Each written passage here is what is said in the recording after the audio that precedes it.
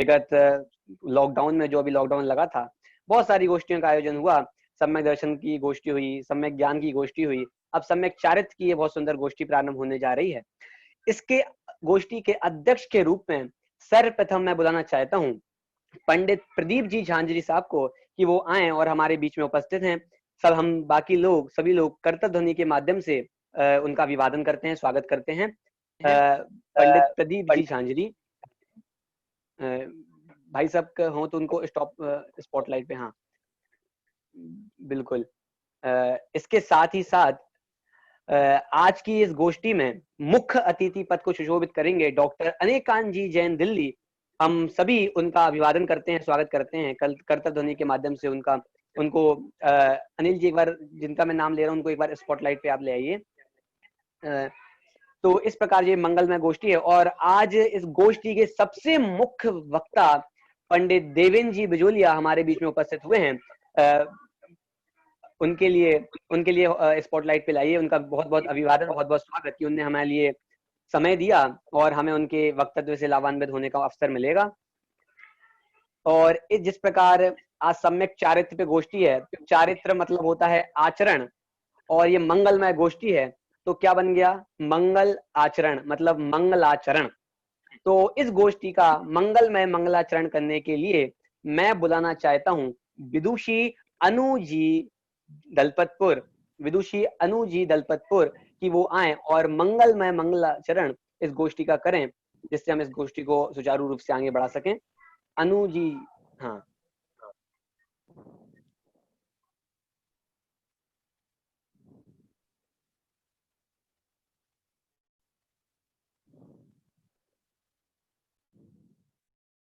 आप अनम्यूट कर लीजिए। अनु जी, आप अनम्यूट कर लीजिए। ओके।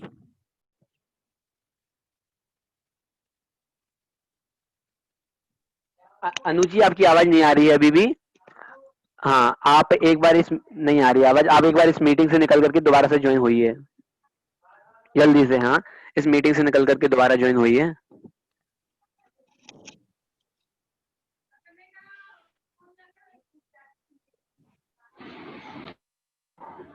अभी आ रही है? यस, अब आपकी आवाज आ रही है जी। सभी के लिए जय जिनेंद्र। नमः श्री वर्धमानाय निर्धूत कलिलात्मने सालोकानां त्रलोकानां यद्विद्यादर्पणायते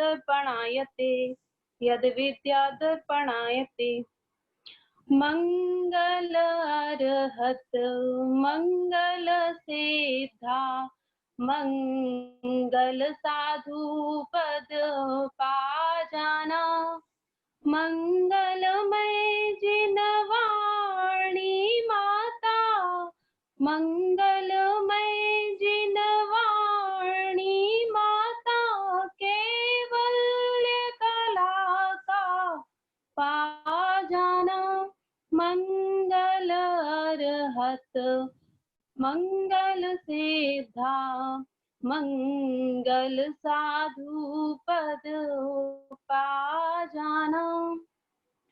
ये चारों मंगल उत्तम है, मैं शरण इन्हीं की पा जाऊं। इनका ही मनन सुमरन करके अपने शुद्धात्म को ध्याऊं। अन्वेषण हो आराधन हो, अन्वेषण हो आराधन हो, फिर नित्य निरंजन पा जाना मंगल अर्हत मंगल सिद्धा मंगल साधु पद पा जाना मंगलमय जिनवाणी माता मंगलमय जिनवाणी माता केवल्य कला का पा जाना मंगल अर्हत मंगल सिद्धा। जय जिनेंद्र। जी बहुत बहुत धन्यवाद विदुषी अनुजी शास्त्री को। उनने मंगलमय मंगलाचरण किया, बहुत बहुत धन्यवाद। इसके बाद सर्वप्रथम वक्ता और सबसे जो मुख्य वक्ता हैं पंडित देवेंद्र जी बिजोलिया को मैं आमंत्रित करूं। उसके पहले मैं एक संक्षेप में आपको बताना चाहता हूं सम्यक चारित्र क्या होता है। देखिए, सम्यक दर्शन प्राप्त कर लिया, सम्यक ज्ञान प्राप्त कर लिया, पर सम्यक चारित्र नियम से उसको हो जाता है, लेकिन सम्यक चारित्र जब तक प्राप्त नहीं करता तब तक उस जीव को मोक्ष नहीं होता। इसके लिए एक बहुत सुंदर मैं आपको उदाहरण दूंगा, फिर हम सीधे बढ़ेंगे पंडित देवेंद्र जी बिजोलिया के पास। देखिए, किसी बच्चे से बोला उसके पिताजी ने कि जाओ एक गिलास पानी लेकर के आओ। क्या बोला? जाओ और एक गिलास पानी लेकर के आओ। उसने बोला कि वो बच्चा है, वो खड़ा है और उसने बोला कि हाँ हाँ, उसने ज्ञान कर लिया उस चीज का कि पिताजी ने क्या बोला, सुन लिया। सुनने के बाद श्रद्धान कर लिया कि हाँ पिताजी ये बोल रहे हैं कि एक गिलास पानी लेकर के आना है।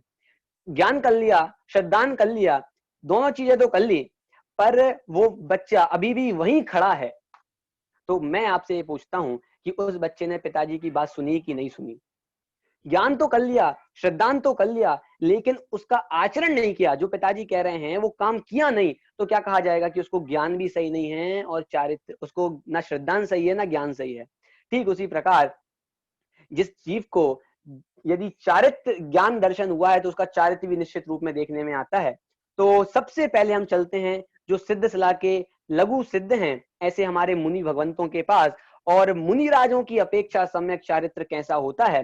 सबसे पहले हम ऊपर से प्रारंभ करें, क्योंकि पुरुषार्थ सिद्धि उपाय में कहा है कि पहले तो मुनि पने का उपदेश दें, फिर ग्रस्त पने का उपदेश देने के लिए बाद में आए। इसीलिए हम सबसे पहले मुनि राजों की ओर चलते हैं कि मुनि राजों की अपेक्षा सम्यक चारित्र कैसा होना चाहिए। इस विषय पर बोलने के लिए आए पंडित देवेंद्र जी बिजोलिया हमारे बीच में उपस्थित हुए। पंडित देवेंद्र जी अनम्यूट कर लीजिए भाई साहब। आते जी। ओके, हाँ अब आवाज आ रही है? आवाज आ रही है पंडित जी आपकी? आ रही है ना? ठीक है। हाँ, निसंग है जो वायु सम निर्लेप है आकाश से, निज आत्म में ही विहरते जीवन न पर की आस से, जिनके निकट सिंहादि पशु भी भूल जाते क्रूरता, उन दिव्य गुरुओं की अहो कैसी अलौकिक शूरता। सम्यक चारित्र की इस गोष्ठी में जो विषय है यहाँ पर, मुनिराज की अपेक्षा से सम्यक चारित्र क्या है। सबसे पहले तो अपन ये समझें कि मुनि दशा माने क्या। कि जिस जीव को सम्यक दर्शन और सम्यक ज्ञान उपलब्ध हुआ है और सम्यक दर्शन के साथ ही स्वरूपाचरण चारित्र की भी प्राप्ति हो गई, वह जीव जब अपने उग्र पुरुषार्थ में आगे बढ़ता है तो पहले द्रव्यलिंग धारण करता है और उसके बाद जब वो सामायिक में बैठता है तब उसे तीन कसाय चौकड़ी, जिसे अपन बोलते अनंतानुबंधी, अप्रत्याख्यानावरण और प्रत्याख्यानावरण, ये तीन प्रकार की कसाई चौकड़ियां होती है।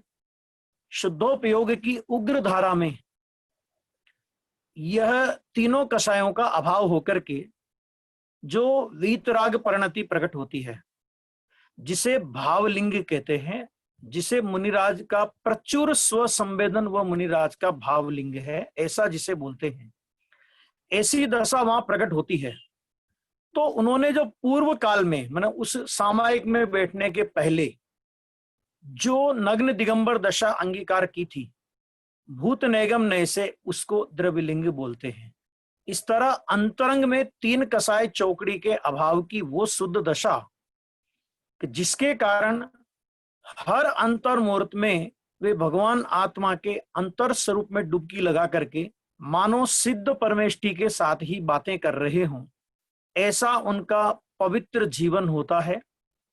और उसके साथ क्योंकि अभी उनके जीवन में संजलन कसाय विद्यमान है और उस संजलन कसाय के दो कार्य हैं, एक उस संजलन कसाय का मंद उदय और दूसरा उस संजलन कसाय का तीव्र उदय। ये कर्म की अपेक्षा से अपन समझ रहे हैं, इसी को परिणाम पे भी घटित कर लेना। तो जब संजलन कसाय का मंद उदय होता है तो उस काल में मुनिराज का गुणस्थान 7वां होता है। 7वां गुणस्थान माने शुद्धोपयोग की दशा, जिसमें मुनिराज को बुद्धिपूर्वक किसी भी प्रकार का राग नहीं होता। अबुद्धिपूर्वक राग उनकी भूमिका में होता है, लेकिन बुद्धिपूर्वक का कोई राग उनकी भूमिका में नहीं होता है। और वो उस समय अतीन्द्रिय आनंद का उपयोग रूप से वेदन करते हैं। जिनवाणी में तो उस स्वरूपाचरण की, मुनिराज की उस अंतर परिणति की इतनी महिमा गाई है कि उन्हें तीर्थंकर परमात्मा के, सर्वज्ञ परमात्मा के बड़े पुत्र कहा जाता है। और यह भी कहा जाता है कि मानो वो तो क्षण क्षण में अंतर्मुख होकर के सिद्धों से बातें करते हैं। तो सिद्धों से बातें करने का मतलब क्या कि जिस शुद्धात्मा का अनुभव सिद्ध परमात्मा को निरंतर वर्तता है, अर्थात उस अनुभव में वे डूबे हुए रहते हैं, सप्तम गुण स्थान की उस दशा में मुनिराज भी उसी अतीन्द्रिय आनंद में डूबे हुए रहते हैं। लेकिन वो स्थिति बहुत लंबे काल तक नहीं टिक पाती है। और जब मुनिराज को संजलन का तीव्र उदय होता है और उधर उनके परिणामों में विकल्प की उत्पत्ति होती है, तो वो छठे गुणस्थान की भूमिका में आते हैं। देखो, जैन दर्शन की सबसे बड़ी गजब की बात क्या है कि चौथा गुणस्थान, चौथे से 5वां गुणस्थान, लेकिन 5वें गुणस्थान से छठा नहीं आता, चौथे से छठा नहीं आता। मैंने ये जो छठा गुणस्थान है, ये उनकी चढ़ती हुई दशा का गुणस्थान नहीं है, ये वास्तव में मुनिराज की गिरती हुई दशा का गुणस्थान है। जब वो सप्तम गुणस्थान से नीचे आते हैं तो नीचे आने पर उन्हें, सप्तम गुणस्थान से नीचे आने पर छठे गुणस्थान की दशा आती है। यद्यपि छठे गुणस्थान की दशा संजलन कसाय का तीव्र उदय है वहां पे कर्म की अपेक्षा से, और उस सविकल्प दशा में उनको एक मर्यादित राग, और वो मर्यादित राग भी कौन सा कि प्रशस्त राग। मान ली अप्रशस्त राग तो मुनिराज की भूमिका में होता नहीं है, पंडित टोडरमल जी साहब ने भी ये बात ली है।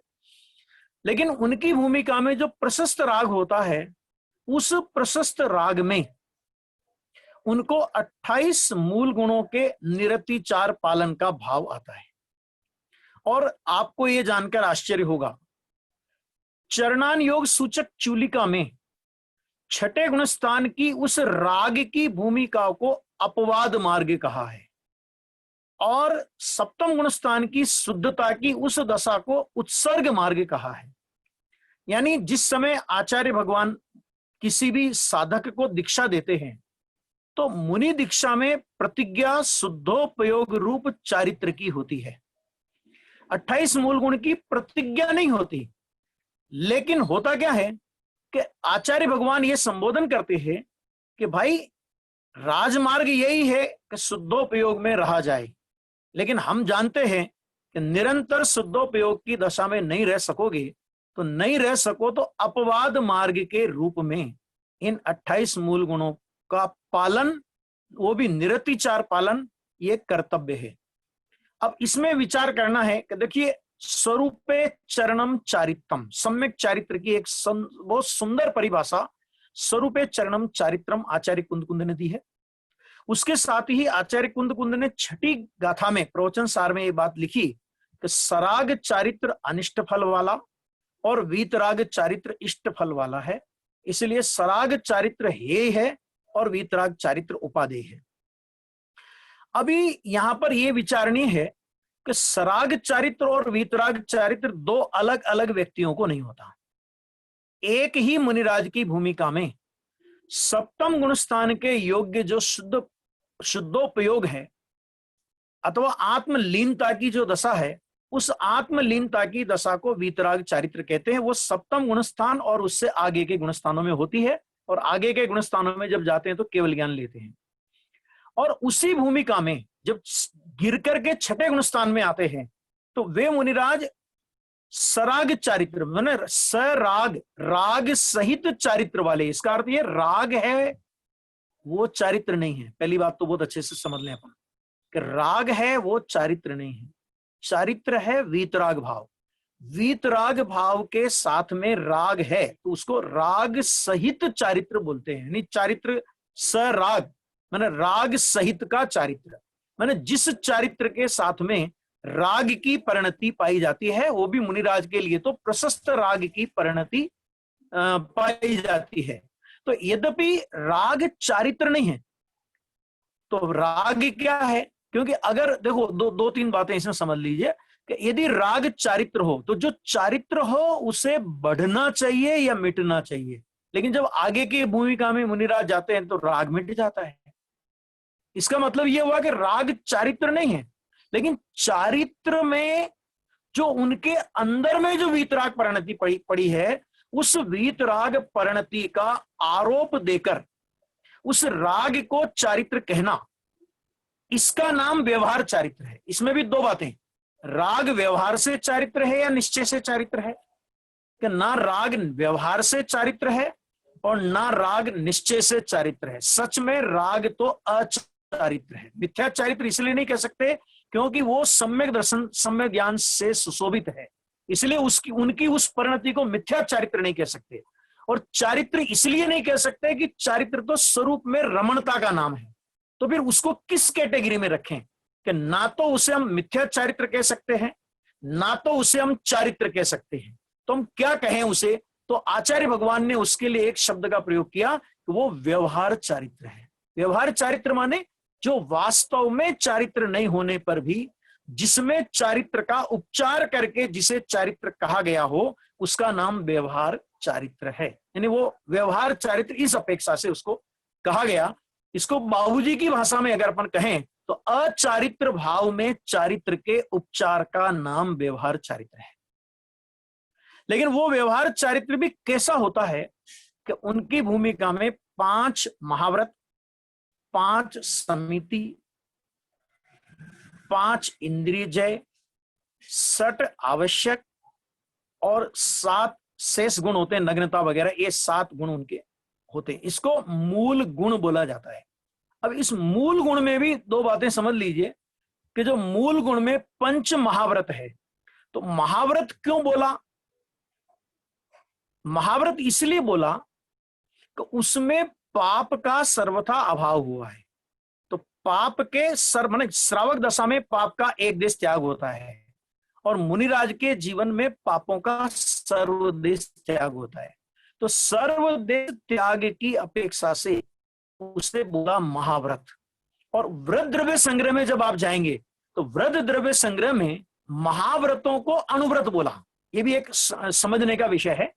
क्यों बोला? तो उसमें पूछा उनसे कि साहब महाव्रत को आप अनुव्रत कैसे कहते हो? उन्होंने कहा कि भाई ठीक है, महाव्रत में पाप का तो अभाव हो गया, लेकिन अभी पुण्य परिणाम तो है ना, और पुण्य परिणाम राग है। तो उस राग का एक भाग मिटा है और एक भाग अभी शेष है। तो इस अपेक्षा से तो हम उसको बोलते हैं अनुव्रत।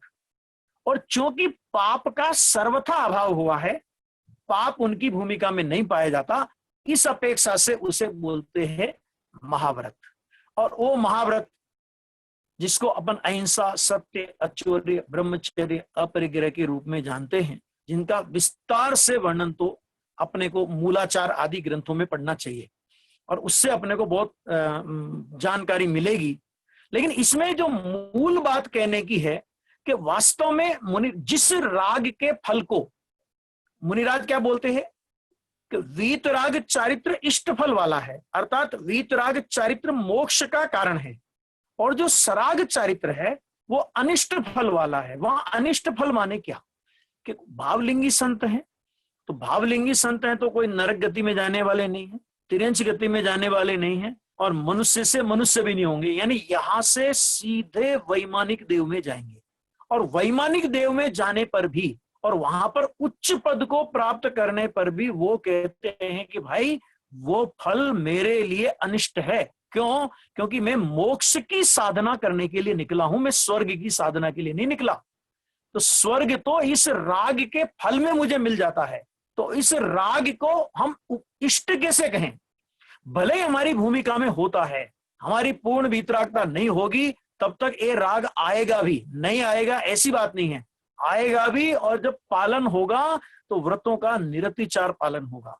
ये सब होने पर भी आचार्य भगवान कहते हैं कि इस राग को और राग के फल को हम हे मानते हैं, इसको हम उपादेय नहीं मानते। देखिए, जो राग को और राग के फल को उपादेय मानता है, उसको तो राग में उपादेय पने की बुद्धि पड़ी होने की वजह से सम्यक दर्शन की भूमिका भी नहीं है। और जहां सम्यक दर्शन की भूमिका नहीं हो तो बाहर में मुनि व्रत का निरतिचार पालन करके 9वें गिरिवत तक चला जाए तो भी वो द्रव्यलिंगी की श्रेणी में आता है, मिथ्या दृष्टि की श्रेणी में आता है, भव का बीज साथ में लेकर के जाता है। जिन मुनिराज की भूमिका में राग के प्रति उपादेय बुद्धि नहीं है, लेकिन उपादेय बुद्धि नहीं होने पर भी सहज रूप से बिना हट के जिनकी भूमिका में ऐसे विकल्प पाए जाते हैं, उस विकल्प को क्योंकि अंतरंग में शुद्धता है तो उस शुद्धता का उपचार करके उस राग को चारित्र कहा है। इसका नाम व्यवहार चारित्र है। और मुनिराज ऐसे निश्चय और व्यवहार दोनों प्रकार के चारित्र से सुशोभित होते हैं।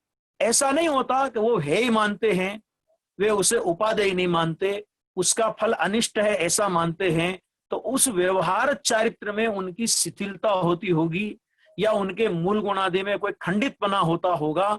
ऐसा बिल्कुल नहीं होता। निरतिचार मूल गुणों का पालन ना हो तो मुनिपना खंडित होता है। एक होते हैं मूल सम्यक चारित्र के भेदों में जब हम चर्चा करें ना, तो इसमें एक होते हैं मूल गुण। मुनिराज की भूमिका में दो तरह की चीजें होती है, एक होता है मूल गुण और दूसरे होते हैं उत्तर गुण।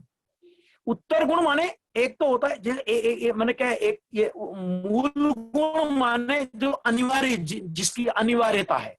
मुनिराज की भूमिका में यदि विकल्प आएगा तो अनिवार्य रूप से इन मूल गुणादि का 28 मूल गुणादि का विकल्प आएगा।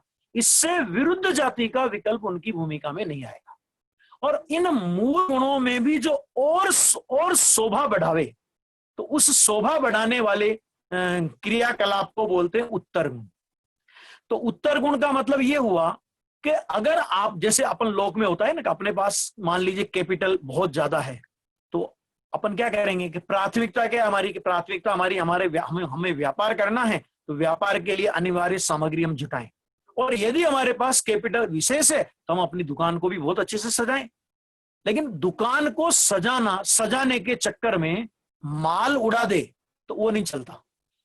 इसी प्रकार उत्तर गुणों के चक्कर में यदि मूल गुणों को खंडित कर दे तो वह नहीं चलता। इसके लिए पद्मनंदी आचार्य देव ने पद्मनंदी पंचविंशतिका में एक बहुत बढ़िया बात कही कि जो कोई उत्तर गुणों के पालन के लिए मूल गुणों की कीमत पर उत्तर गुणों का पालन चाहते हैं, वे कैसे हैं? तो उन्होंने कहा अपनी अंगुली को बचाने के लिए मस्तक कटाते हैं। माने मूल गुणों की तुलना उन्होंने की है मस्तक से। अगर मूल गुण खंडित होते हैं तो समझ लीजिए मस्तक खंडित हो गया, और उत्तर गुण खंडित होते हैं तो वो कहते हैं अंगुली कटी है खाली, ज्यादा कोई फर्क नहीं पड़ा उससे तुम्हारी ज्यादा दिक्कत नहीं आएगी, है ना। तो ये एक बहुत बिंदु है समझने के, जो काफी विस्तार की अपेक्षा रखते हैं। लेकिन इतना अपने को समझना कि मूल गुणों में जो विकल्प की बात आती है, जैसे अपन कहें कि भाई मूल गुण में तो जैसे भाई एक दिन में एक बार में एक उदाहरण आपके सामने रखता हूं खाली, जैसे मुनिराज का एक मूल गुण है कि दिन में एक बार आहार, और वो भी खड़े खड़े कर पात्र में आहार। तो मेरा प्रश्न ये कि जिस दिन मुनिराज के उपवास है उस दिन उनका वो मूल गुण पला कि नहीं पला? अगर नहीं पला तो मूल गुण 27 हो गए, 26 हो गए। तो फिर जैन दर्शन में एक भी मूल गुण यदि कम होता है तो 28 माइनस 1 वो 27 नहीं होते हैं। अगर एक जाता है तो पूरे जाते हैं। तो हमारा प्रश्न है कि उपवास है तो उस दिन मुनिराज का वो मूल गुण पला कि नहीं पला? कि भाई मूल गुण का मतलब ये कि यदि उन्हें आहार का विकल्प आएगा तो निरतिचार एक बार कर पात्र में भोजन करने निकलता है, 4 हाथ लेकर के चलना ईर्य समिति है। व्यवहार ईर्य समिति इसी का नाम है। तो अब मुनिराज जिस समय बैठे हैं तो उनको ईर्य समिति है कि नहीं है? क्या ईर्य समिति नाम का मूल गुण उनका खंडित हो गया? कि भाई ये मूल गुण इस बात को बताते हैं कि यदि उनको विकल्प आता है तो इस मर्यादा का विकल्प आएगा, इस मर्यादा का उल्लंघन करके विकल्प नहीं आएगा। इसका मतलब ये हुआ कि यदि वो निर्विकल्प दशा में हैं तो उनके सारे मूल गुण पले हैं, क्योंकि भाई साहब निर्विकल्प दशा ही वास्तव में मुनिराज का मूल गुण है। वो तो निर्विकल्प दशा नहीं रहे हैं, तो ये 28 प्रकार के विकल्प उनकी भूमिका में आते हैं। सच में मुनिराज इनको राग रूप दोष मानते हैं कि ये मेरी कमी है कि मैं छठे गुण स्थान में आ जाता हूं, मैं आगे नहीं बढ़ पा रहा हूं, मेरे राग तंतु मेरे अभी पूरे टूटे नहीं हैं, इसलिए ऐसे विकल्प आ जाते हैं, ऐसा मुनिराज जानते हैं। और जो उनको राग के प्रति हेयत्व वर्तता है, वो उनको राग के प्रति वर्तने वाला हेयत्व ही उनके राग को व्यवहार चारित्र नाम प्राप्त कराता है।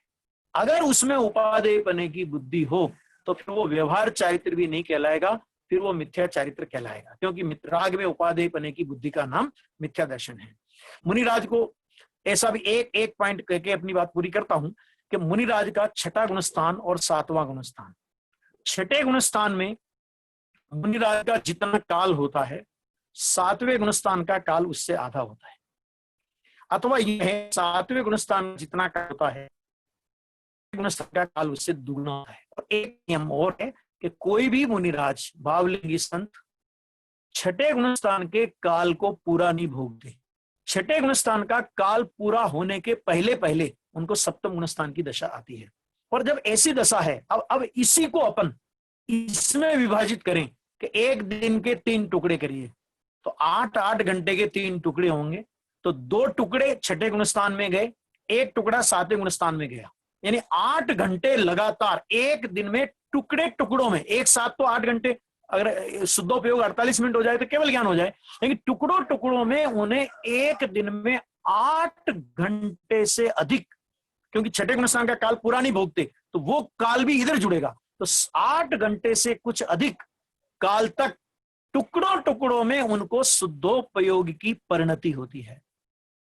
और 16 घंटे से कुछ कम काल उनका विकल्पात्मक भूमिका में जाता है, और वो विकल्प भी बहुत प्रशस्त शुभ विकल्प होता है।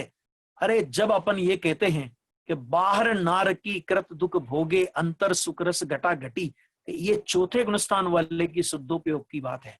जब चौथे गुणस्थान वाले सम्यक दृष्टि नार की धर्मात्मा का शुद्धोपयोग या उसका स्वरूपाचरण चारित्र इतना जोरदार है कि बाहर में नारकी के दुख भोगते हुए भी वो अंतर सुख रस की घटाघटी कर लेता है, तो जो मुनिराज एक दिन में 8 घंटे से अधिक निरंतर 8 घंटे से अधिक शुद्धोपयोग में जिनका काल बीतता हो और छठे गुणस्थान में आते हैं, तो मात्र विकल्प नहीं होता, 3 कसाय चौकड़ी के अभाव पूर्वक की जो शुद्धता की धारा उनको प्रवर्तमान होती है, वो धारा उनके साथ में चलती है।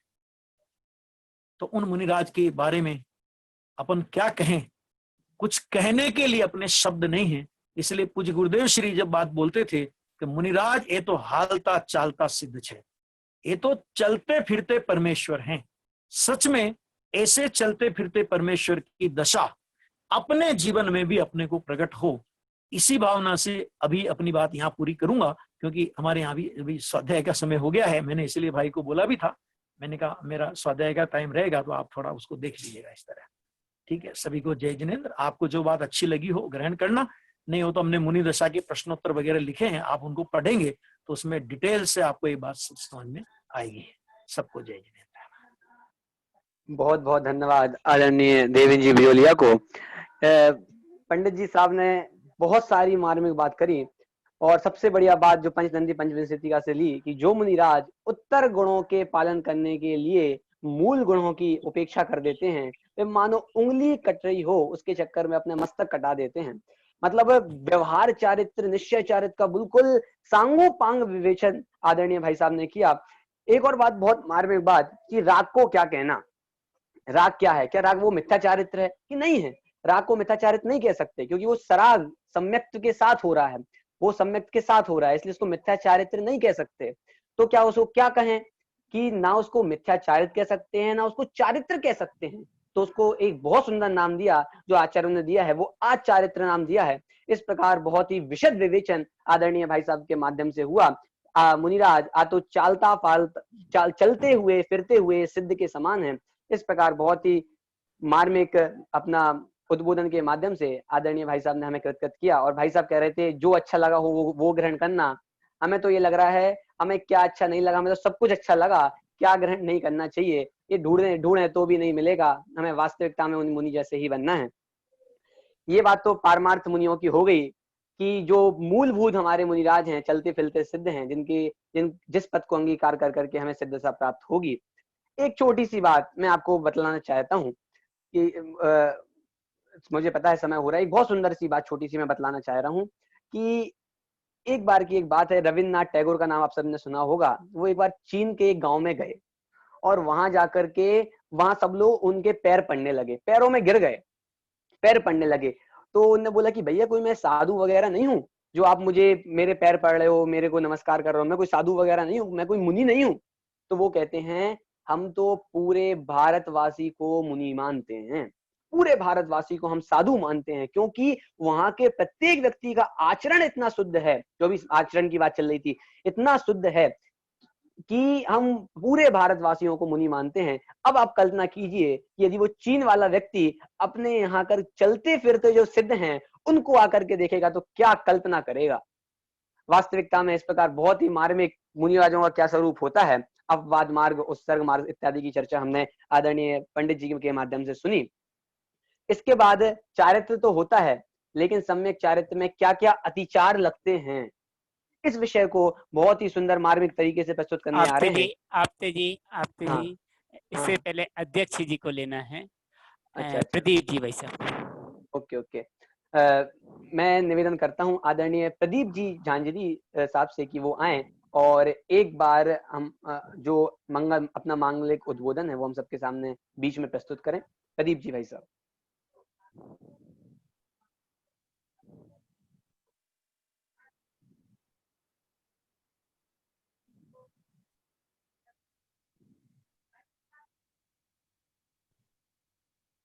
हाँ प्रदीप जी भाई साहब।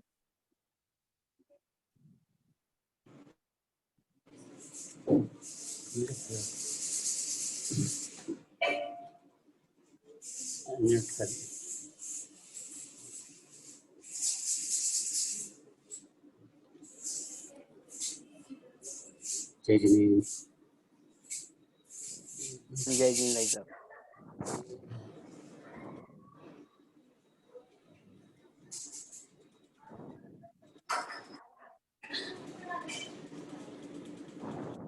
बहुत ही मांगलिक प्रसंग में मैं आप सबके साथ में उपस्थित हूँ।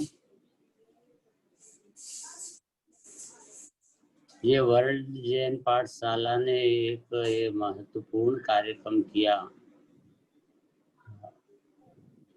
और जो कि रत्नकर्ण शावकाचार्य पर सम्यक चारित्र के संबंधित यह गोष्ठी।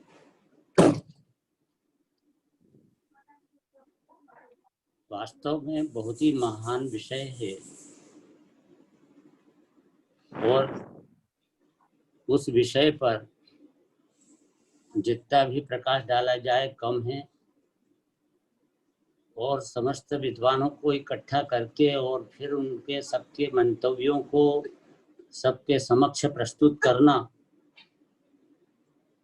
और सारे भव्य जीवों को ये सम्यक चारित्र के इस सम्यक पथ पर चरण करने का मार्ग देना, ये जो भावनाएं आई हैं, ये जो कि यहाँ के अपने संयोजक अनिल जी शास्त्री जयपुर ने अच्छा बेड़ा उठाया। पंडित देवेंद्र जी बिजोलिया ने बहुत ही बढ़िया एकदम सुव्यवस्थित विषय के ऊपर प्रकाश डाला और साथ में यहाँ पर चूंकि मुझे यहाँ कार्यक्रम देना है, अभी दूसरा भी एक रेगुलर प्रवचन होते हैं तो उसमें भी सातवीं गाथा चल रही है समय सारजी की और इसमें और सब अभी भी ये सब जो प्रकरण अपना आपकी गोष्ठी है, सब जितने भी लोग हैं यहाँ पे YouTube पे भी और फ्री कॉन्फ्रेंस पे भी इस पे हमारे जो इसमें आते हैं सब लगभग 100 व्यक्ति होंगे, सब सुन रहे हैं आपकी गोष्ठी अभी तक की, सब सुनी है सबने, और सब अभी भी ये अभी प्रकरण में सब शामिल हैं आपके। और तो संचालक भी जो सफल जी जैन जो ज्ञानोदय भोपाल से हैं, हाँ ज्ञानोदय में बहुत अच्छे विद्यार्थी तैयार हुए। देखो सफल जी ने यह सफल आयोजन किया है। और यहाँ पर पंडित नयन जी शास्त्री बराइठा सम्यक चारित्र का स्वरूप प्रस्तुत करेंगे। संयम जी शास्त्री चारित्र में पाए जाने वाले अत्याचारों पर प्रकाश डालेंगे। और डॉक्टर स्वर्णलता जी जैन हैं नागपुर वाली, ये तो हमारे ये पंडित राकेश जी के घर से हैं, बहुत ही ज्ञानवान है दोनों, वो तो जो है ही, दोनों की जोड़ी आश्चर्य है।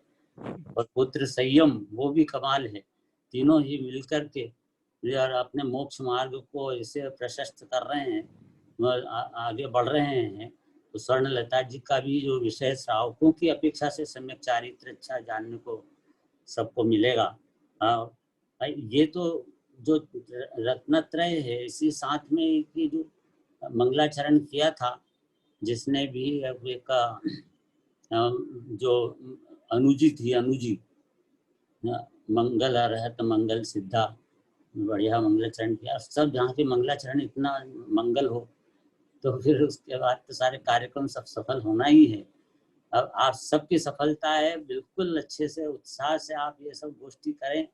और मैं तो कहता हूँ कि इस तरह के प्रसंग बार बार बनाएं। जिसके भी मन में ये बात आई है वो उन्होंने बहुत वास्तव में बहुत बड़ा उपकार किया है।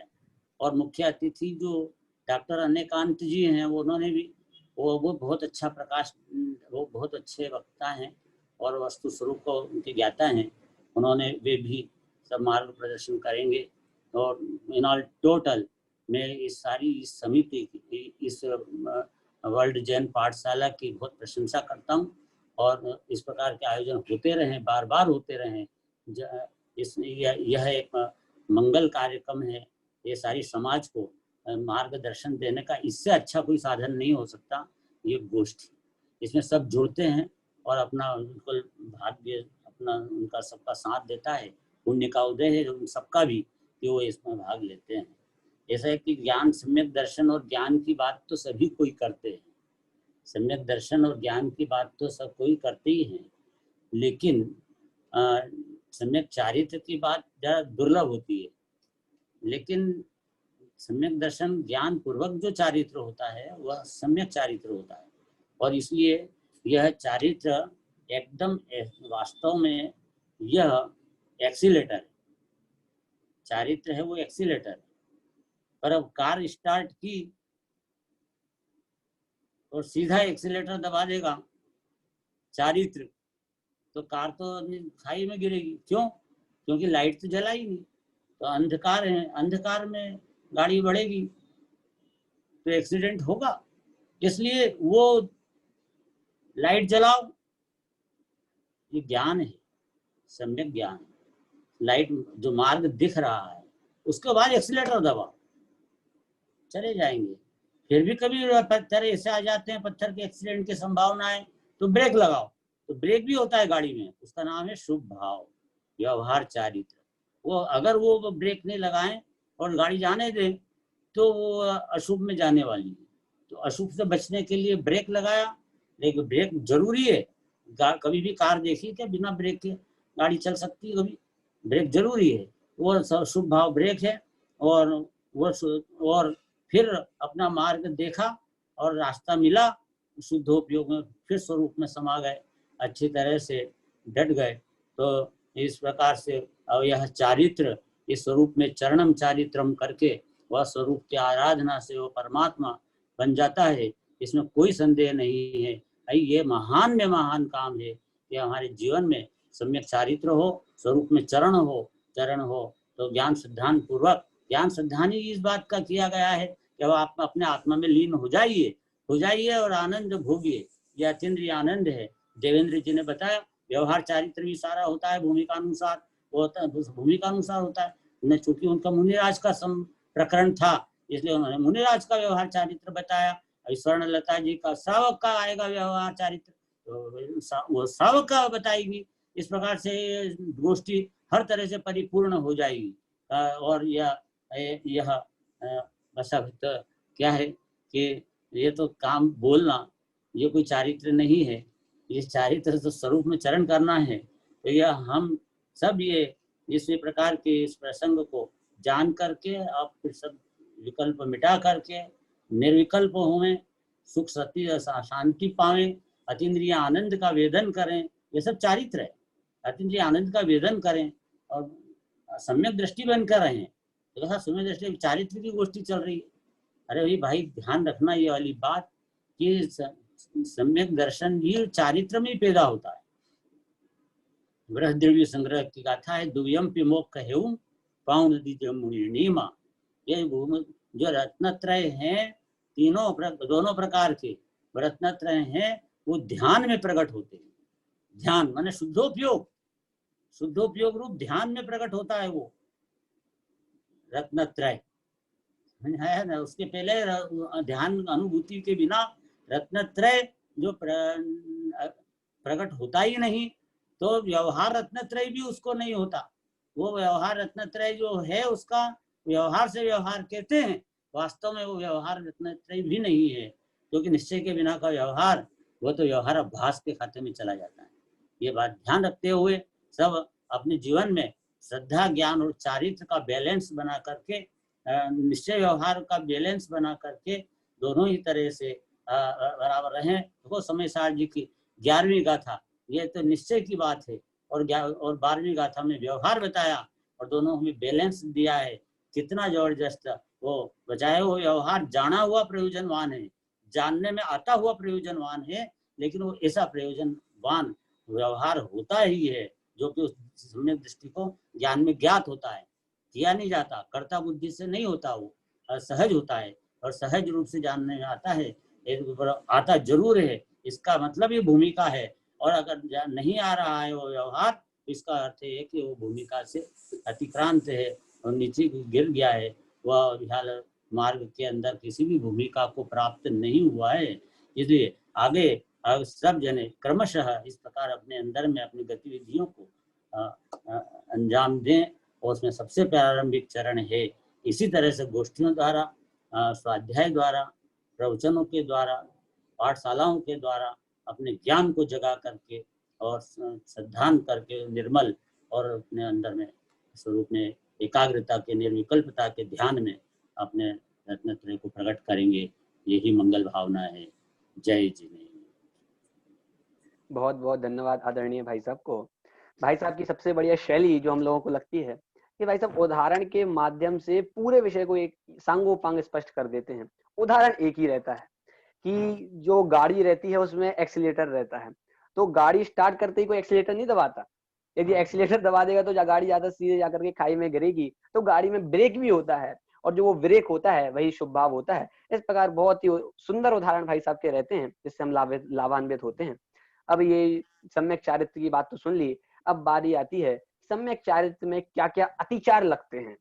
मतलब अतिचार मतलब क्या होता है, इस सारे विषय को हम जानेंगे। एक अतिचार के संदर्भ में मैं आपको एक छोटी सी बात बतलाऊं।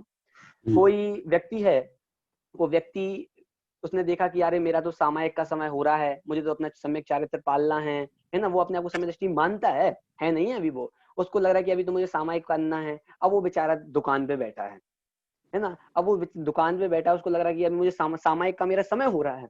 अब क्या करे कि उसकी दुकान कराने की है और वो बैठ गया। अब क्या किया कि सामायिक में समता भाव, और फिर सामने क्या हो रहा है, गुड़ की भेली कुत्ता खाए, बोलूं तो सामायिक जाए, नहीं बोलूं तो भेली जाए। मतलब ऐसा सामायिक नहीं होना चाहिए। ये तो अतिचार लग गया। तमन्ना कि आप मन में बैठे बैठे सोच रहे हो कि यार मैं बोल दूं और बोल नहीं पा रहे हो, तो ये कोई सामायिक नहीं होता है। तो सामायिक क्या होता है, सामायिक में किस किस प्रकार के अतिचार होते हैं, क्या क्या होता है, इस प्रकार का मांगलिक उद्बोधन देने के लिए मैं बुलाना चाहता हूँ संयम शास्त्री दिल्ली से कि वो आए और अपना मांगलिक उद्बोधन दें। और इस संयम के बाद तैयार रहे भाई सफल जैन आगे का संचालन करने के लिए। हाँ भाई संयम जैन। बहुत बहुत धन्यवाद संचालक महोदय को। गोष्ठी में विराजमान आदरणीय अध्यक्ष महोदय, परोक्ष रूप से मुख्य अतिथि महोदय एवं सभी श्रोतागणों को मेरा सादर जय जैन। आज की अपनी जो रत्नगण श्रावकाचार्य की गोष्ठी है, सम्यक चरित्र इसका विषय है। इसका विषय बहुत व्यापक है और मेरा विषय उसमें दिया गया है सम्यक चारित्र के अतिचार। प्रथम तो मैं ये बता दूं, सम्यक चारित्र जहां अतिचार हो वहां सम्यकता रहती ही नहीं है। जहां अतिचार हो वहां सम्यक चारित्र जैसी कोई चीज ही नहीं होगी। जब अतिचार लग जाते हैं तो इसका मतलब ये है कि वो सम्यक चारित्र सम्यक नहीं रहा। वास्तव में देखा जाए तो सम्यक चारित्र में अतिचार लगते ही नहीं है, क्योंकि सम्यक चारित्र, निश्चय सम्यक चारित्र तो शुद्धोपयोग की दशा है, उसमें अतिचार नहीं लगा करते। अतिचार जैसी ये व्यवस्थाएं व्यवहार चारित्र के लिए होती हैं, व्यवहार सम्यक चारित्र के लिए होती हैं। जब आचार्य अमित गति से पूछा गया कि अतिचार माने क्या, तो उन्होंने कहा विशेष वर्तनम अतिचारम। उन्होंने वहां 4 भेद खड़े किए, अतिक्रम, व्यतिक्रम, अतिचार और अनाचार। मतलब आप ये देखिए, हम ये कहते हैं ना जैन दर्शन भाव प्रधान है, तो भाव प्रधान की कितनी सुंदर व्याख्या है इन 4 अतिचारों के माध्यम से, इन 4 भेदों के माध्यम से। अतिचार हमें ये लगता है कि जैसे कि सामायिक के अतिचारों के समय आती है कि सामायिक करना भूल जाना, विस्मरण नाम का एक अतिचार है, या फिर कुछ विधि भूल जाना, ये एक प्रकार का अतिचार है। तो ऐसे यहाँ से अतिचारों की व्याख्या शुरू नहीं होती। सबसे पहले होता है अतिचार माने दोष। तो दोष, सबसे पहला दोष होता है अतिक्रम नाम का, जहां मन की शुद्धि का नाश हो जाता है, मन में विशुद्ध परिणाम नहीं ठहरते। चारित्र के प्रति, व्यवहार चारित्र के प्रति जब मन में शुद्धि का नाश हो जाए उसे कहते हैं अतिक्रम। फिर आता है व्यतिक्रम। व्यतिक्रम माने जहां व्रतशील की भावना ही नष्ट हो जाती है, जैसे बाढ़ का उल्लंघन हो जाता है। जैसे शील के 9 बाढ़ बताए जनागम में, तो उस 9 बाढ़ों का उल्लंघन होना, उन 9 बाढ़ों का उल्लंघन होना, शील की भावना का नाश हो जाना, इसका नाम है व्यतिक्रम। उसके बाद आता है अतिचार।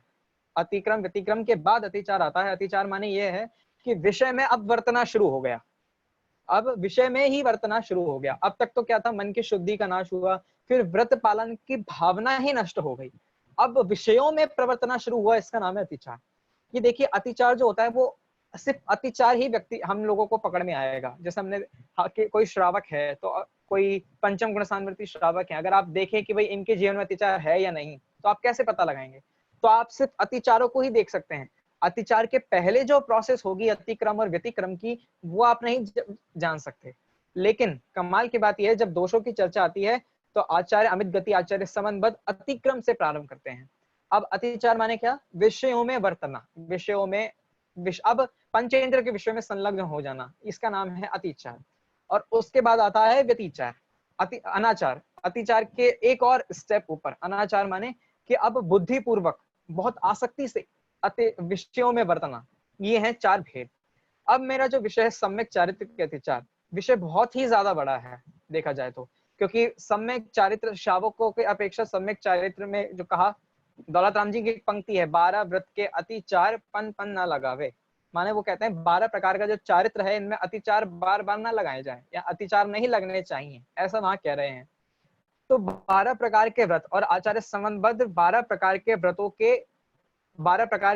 के 5-5 अतिचार बता रहे हैं। तो इस प्रकार से 12 चारित्र के 5-5 अतिचार, तो 60 अतिचारों का वर्णन यहाँ करना तो बिल्कुल भी संभव नहीं है। लेकिन मैं एक संबंध आचार्य की विशेषता बताना चाहूंगा, वे अतिचार का भी वर्णन करते हैं ना, तो अतिचारों के लिए भी नए नए शब्दों का प्रयोग करते हैं, जैसे व्यतिक्रम, अतिलंघन, उल्लंघन, इन शब्दों का प्रयोग करते हैं।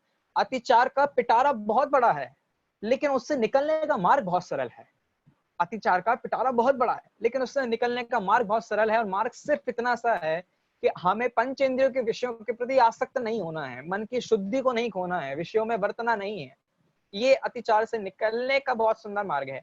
अगर आप अतिचारों से बचना चाहते हैं तो अपने विचारों को सम्यक करें, अभिप्राय को सम्यक करें, और अपने चारित्र में ही आचरित होते रहें। ये है अतिचारों से बचने का उपाय। अब 12 प्रकार के चारित्र में बता दो, 5 अणुव्रत, 3 गुणव्रत और 4 शिक्षा व्रत। इन 12 प्रकार के चारित्र में अनेक प्रकार के अतिचारों का वर्णन आचार्य समन्वद ने सम्यक चारित्र अधिकार में बहुत विस्तार से किया है, आप वहीं से पढ़िएगा। मेरा विषय तो ये था कि अतिचार का क्या स्वरूप है, तो अतिचार का मैं ये बताना चाहता हूँ कि विषयों में वर्तना, उसका नाम अतिचार मात्र नहीं है। मन की शुद्धि का ही नाश हो जाए, उस वहीं से एक अतिचार का एक पहला कदम प्रारंभ हो जाता है। तो हमें मन की शुद्धि का नाश नहीं करना है, व्रतशील की भावना का नाश नहीं करना है। अगर ये दोनों नहीं होंगे तो विषयों में वर्तना भी नहीं होगा और अतिचार भी नहीं होंगे। तो इस प्रकार मैं अपने विषय का उपसंहार करता हूँ। और आप सभी निवेदन है, आप सभी भी गोष्ठी सुनिए और अपने जीवन में उतारिएगा। आप सभी को बहुत बहुत धन्यवाद। जय जिनेंद्र। धन्यवाद पंडित संयम जी शास्त्री दिल्ली का। आपके द्वारा सम्यक चारित्र में पाए जाने वाले अतिचार इस विषय पर गोष्ठी की गई। उसके बाद मैं अब आमंत्रित करना चाहता हूँ सम्यक चारित्र का स्वरूप पंडित नयन जी शास्त्री बराइठा। मैं एक बात बताना चाहता हूँ कि पंडित नयन जी शास्त्री बराइठा की किसी और जगह भी गोष्ठी थी तो वो वहां पर उपस्थित हो गए, परंतु ये जो संगोष्ठी है इसकी वीडियो क्लिप हमारे YouTube चैनल वर्ल्ड जैन पाठशाला के YouTube चैनल पर डाली जा चुकी है। आप चाहें तो वहां से अपना पूरा विषय सुन सकते हैं।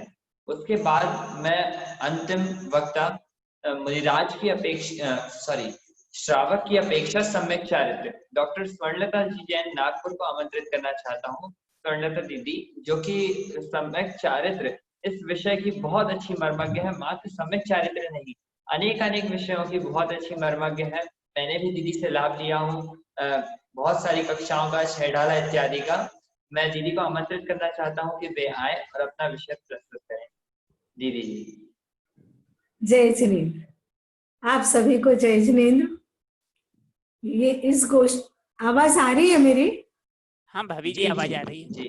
हाँ, इस गोष्ठी में मेरा विषय है श्रावक की अपेक्षा चारित्र। तो मैं मंगलाचरण के रूप में लेती हूँ। सदृष्टि ज्ञान वृत्तानि धर्मम धर्मेश्वरा विदु यदि ये प्रत्यनीकानि भवंती भव पद्धति।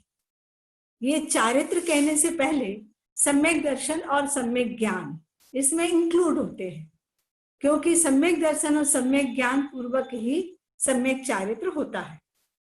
और श्रावक के बारे में कहें तो श्र ये 3 शब्दों से मिलकर बना हुआ है। तो श्र माने श्रद्धालु, व माने विवेकी और क माने क्रियावान। इन तीनों गुणों का जिनमें समावेश होता है उन्हें श्रावक कहते हैं। अब श्रावक के 3 भेदों की चर्चा आती है, पाक्षिक श्रावक, नैष्ठिक श्रावक और साधक श्रावक। तो वास्तव में रत्नकरण शावकाचार्य में तो 2 प्रकार से इसकी चर्चा की गई है। वहां सकल चारित्र और विकल चारित्र की ही चर्चा की है। सकल चारित्र में जो ज्ञानी मुनिराज है उनकी चर्चा है, और विकल चारित्र में ग्रस्त श्रावक की, प्रतिमाधारी श्रावक की चर्चा की गई है।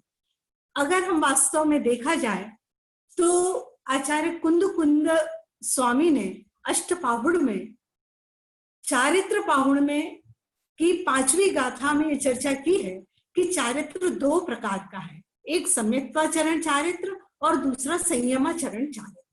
तो जो सम्यक्त्वाचरण चारित्र है वो 4थे गुण स्थानवर्ती श्रावक को होता है, और जो संयमाचरण चारित्र है उसके 2 भेद हैं, एक तो देश चारित्र और दूसरा सकल चारित्र।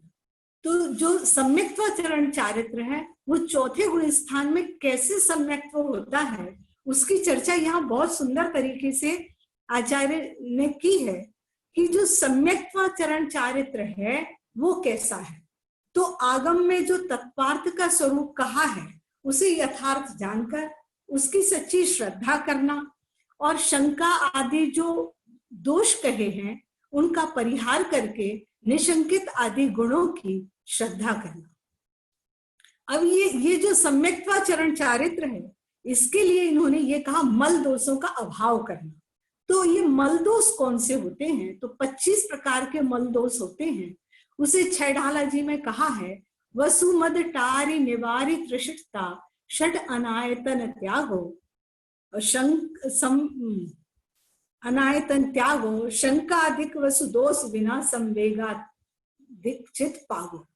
तो इसमें वो ये कहना चाहते हैं कि ये जो 8 प्रकार का मद है, 8 प्रकार के जो शंकादि दोष है, 6 अनायतन है, 3 मूढ़ता है, तो इन सब के रहते हुए सम्यक दर्शन नहीं हो सकता है। जब तक इनका जीव अभाव करेगा तभी सम्यक दर्शन के जो 8 अंग हैं निशंकित आदि वो प्रकट होंगे। और जब तक जैसे किसी का शरीर है और उसमें पूरे अंग ना हो। शरीर में भी मुख्य रूप से 8 अंग माने जाते हैं कि जैसे हम नमस्कार करते हैं भगवान को तो हम कहते हैं अष्टांग नमस्कार करते हैं, तो पूरे अंग होना ही आवश्यक है, नहीं तो वो जीव विकलांग माना जाता है। अब वास्तव में समय इतना कम होने से हम एक एक अंग की चर्चा नहीं कर सकते हैं, लेकिन इसके संबंध में मैं ये बताना चाहती हूँ कि धवला जी में 4 प्रकार की और चर्चा आई है, जैसे प्रशम, संवेग, अनुकंपा, आस्तिक, इन गुणों का वर्णन भी किया गया है। और कुनकुंद आचार्य ने भी और अन्य गुणों का वर्णन किया है, जैसे वात्सल्य, विनय, अनुकंपा, दान, प्रशंसा, उपगूहन, रक्षण, इस प्रकार के भी गुणों की चर्चा की गई है। अब मैं एक बात बताना चाहती हूँ कि अव्रत जो सम्यक दृष्टि होता है उसे पूर्ण अव्रति नहीं कहा जा सकता। बोले क्यों? तो लाटी संहिता ग्रंथ है, उसमें पंडित राजमल जी ये कहते हैं कि यद्यपि वह व्रत रूप से कुछ भी अंगीकार नहीं करता, कौन? सम्यक दृष्टि, पर स्थूल रूप से अष्टमूल गुणों का पालन करता है और स्थूल रूप से रात्रि भोजन का त्याग करता है, सप्त व्यसन का त्याग करता है, क्योंकि ये सारी क्रियाएं जो अविरत सम्यक दृष्टि की हैं वो व्रत रूप से तो नहीं होती हैं, लेकिन कुल क्रिया से होती हैं। लेकिन यहाँ कुल क्रिया का मतलब क्या है? हम किस कुल के हैं? तो हम आदिनाथ भगवान के कुल के हैं, तो हमारे कुल में ये जो क्रियाएं हैं ये तो अवश्यम भावी है, माने होना ही चाहिए। तो इस प्रकार से जो अविरत सम्यक दृष्टि है उसके नियम रूप से नहीं होती, लेकिन कुल रूप से अवश्य होती है। और जो व्रती होते हैं, व्रती श्रावक होते हैं, उनके नियम रूप से ये पाया जाता है। अब इसके बाद हम दूसरे चारित्र की बात करें तो संयमाचरण चारित्र, दूसरा जो है संयमाचरण चारित्र। तो संयमाचरण चारित्र के हम दो भेद किए, एक तो हमने किया देश संयमाचरण चारित्र और दूसरा सकल संयमाचरण चारित्र। तो यहाँ हम देश संयमाचरण चारित्र की चर्चा करेंगे। तो यहाँ रत्नकर्ण शावकाचार्य के 8वें अध्याय में बहुत सुंदर चर्चा की गई है कि 12 व्रत और 11 प्रतिमाओं का जो धारी होता है वो देश चारित्र या संयमाचरण चारित्र का धारी होता है। उन्होंने एक बहुत अच्छी बात कही वहां कि जैसे किसी ने 7वीं प्रतिमा ली, ब्रह्मचर्य प्रतिमा, लेकिन उसके पूर्व में सारी प्रतिमाएं होना कंपलसरी है। ऐसा नहीं कि 7वीं प्रतिमा ले ली, अब पहली, दूसरी, तीसरी, चौथी में हम अतिचार लगा रहे हैं, दोष लगा रहे हैं या वो कभी छोड़ दे रहे हैं। तो इस प्रकार का आचरण संयमाचरणधारी देश व्रती का नहीं होता है। उसकी 11 प्रतिमाएं होती हैं और प्रतिमा का स्वरूप इस प्रकार है, संयम अंश जग्यो जहां, भोग रुचि परिणाम, उदय प्रतिज्ञा को भयो, प्रतिमाया को नाम। तो इस प्रकार ये इसका स्वरूप बताया है और 11 प्रकार की प्रतिमाएं कही हैं। और वास्तव में ये जो हम बोलते हैं, सुनते हैं, लेकिन ऐसा लगता है कि ये जो जीवन है सम्यक दृष्टि का, ये ऐसा जीवन है कि जैसे किसी व्यक्ति को, बंदी को कारागृह में डाल दिया जाए, तो बताओ क्या वो अपनी इच्छा से वहां रहता है? तो नहीं, वो अपनी इच्छा से वहां नहीं रहता है, बहुत कष्ट भोगता है, लेकिन उसके बाद भी उसको वहां रहना पड़ता है। इसी प्रकार जो अविरत सम्यक दृष्टि या देशवृत्ति सम्यक दृष्टि है, तो वो भी ये इस भाव में ना रहकर वो ये उनके पुरुषार्थ की कमी होने से वो पूर्ण संयम दशा प्रकट नहीं कर पाते हैं। ये उनको अंतर में बड़ा दर्द होता है। अब मैं आगे बात कहूं कि ये 11 प्रतिमाओं की बात है। अब ये 12 व्रत भी, ज्ञानी श्रावक के ये 12 व्रत भी होते हैं। तो 12 व्रतों में अब व्रत किसे कहते हैं? तो हिंसा, झूठ, चोरी, कुशील, परिग्रह, इनसे विरक्ति का भाव होना ही व्रत है। और व्रत कितने? 12 प्रकार के कहे गए हैं। तो 5 अणुव्रत, 3 गुण व्रत और 4 शिक्षा व्रतों की चर्चा यहाँ की गई है। अब मुख्य रूप से मैं आपको एक बात बताना चाहती हूँ, क्या चौथे पांचवें गुण स्थानवर्ती श्रावक के शुद्धोपयोग होता है? तो इस बात के लिए तो बड़ी शंका उत्पन्न की जाती है कि श्रावक को शुद्धोपयोग कैसे हो सकता है। तो देखो, जो श्रावक के चौथे और पांचवें गुण स्थानवर्ती, चौथे गुण स्थान में तो अनंतानुबंधी का अभाव होता है और पंचम गुण स्थान में अप्रत्याख्यान कषाय का अभाव होता है, तो इनके नियम से अभाव होता है। तो इनके अभाव पूर्वक जो चारित्र है, चारित्र गुण की पर्याय में आंशिक वीतरागता प्रकट होती है, इसी से वहां शुद्धोपयोग स्वयं सिद्ध होता है और वही चारित्र है। अतः यहाँ भी शुद्धोपयोग होता है। और रत्नकरण शावकाचार में भी बहुत सुंदर चर्चा वहां निश्चय और व्यवहार चारित्र की चर्चा की है कि निश्चय चारित्र क्या है और व्यवहार चारित्र क्या है। तो उन्होंने बस इतना कहा कि निश्चय चारित्र जो है वो समस्त बाह्य प्रवृत्तियों से छूटकर परम वीतरागता के प्रभाव से परम साम्य भाव को प्राप्त होता है और अपने ज्ञायक स्वभाव को प्राप्त करता है। ये तो निश्चय चारित्र की बात है। और व्यवहार चारित्र के लिए उन्होंने यही कहा कि पांचों पापों का अंतरंग और बहिरंग रूप से जो त्याग कर और स्वरूप की निर्मलता प्रकट होती है, तो उसका नाम व्यवहार चारित्र है। लेकिन एक बात और है कि सबसे पहले तो जो व्रत होते हैं वो द्रव्य रूप से होते हैं और उसके बाद वो निश्चय होता है और उसके बाद वो व्यवहार नाम पाता है। जैसे हम मुनिराज में घटित करें तो पहले तो 28 मूल गुणों का नग्न अवस्था होती है, 28 मूल गुणों का पालन होता है, फिर शुद्धोपयोग अवस्था में वो जाते हैं और वहां फिर उसके बाद जो 28 मूल गुणों का पालन होता है उसको व्यवहार चारित्र कहते हैं। तो इस प्रकार से इसकी चर्चा की जाती है। अब अंत में मैं एक बात और कहकर अपनी बात पूरी करूंगी कि ये चारित्र की हमें आवश्यकता क्यों पड़ती है। अकेले दर्शन ज्ञान से हमारा काम हो जाए? तो बोले नहीं, ये अपना रत्नकरण शावकाचार में एक बहुत सुंदर बात कही है, तो वो 6वें अध्याय में कही है, उसकी बात मैं यहाँ कहती हूँ कि समस्त जगत को देखने का एक अद्वितीय नेत्र मेरा आत्मा है और परंतु उसे अभी अविद्या रूप पिशाच ने क्या किया है, पिशाच से प्रेरित होकर जो विषय कषाय हैं, उस विषय कषाय ने उस पर आवरण डाल रखा है और वो विषय कषाय के कारण ही ये जीव अपना हित अहित का विचार नहीं कर पाता है और इसके कारण ही वो इन ठगों के आवेश में आकर वो इनमें इतना रचपच जाता है कि वो अपने स्वभाव को भूल जाता है कि मैं आत्मा हूं। इसलिए मैं अपने आत्म स्वरूप को पहचानूं, आत्म स्वरूप में लीनता के लिए ये सम्यक दर्शन, सम्यक ज्ञान और सम्यक चारित्र की आवश्यकता प्रतीत होती है, क्योंकि इसके बिना तो जीवन ही शुरू नहीं होता है और जहां जीवन शुरू नहीं होता है तो वहां कल्याण के सारे मार्ग बंद हो जाते हैं। अतः तत्वार सूत्र में जो कहा है कि सम्यक दर्शन ज्ञान चारित्राणि मोक्ष मार्ग, इस प्रकार सम्यक दर्शन, सम्यक ज्ञान, सम्यक चारित्र की एकता पूर्वक ही मोक्ष मार्ग होता है। इतनी बात कहकर मैं अपनी बात को विराम देती हूँ। जय जय।